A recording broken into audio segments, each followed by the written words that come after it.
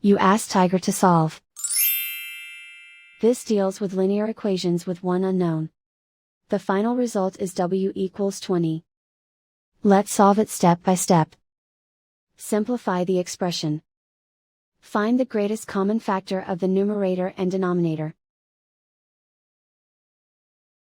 Factor out and cancel the greatest common factor.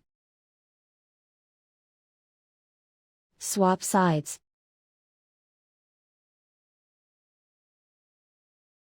Group all constants on the right side of the equation. Add 7 to both sides. Simplify the arithmetic.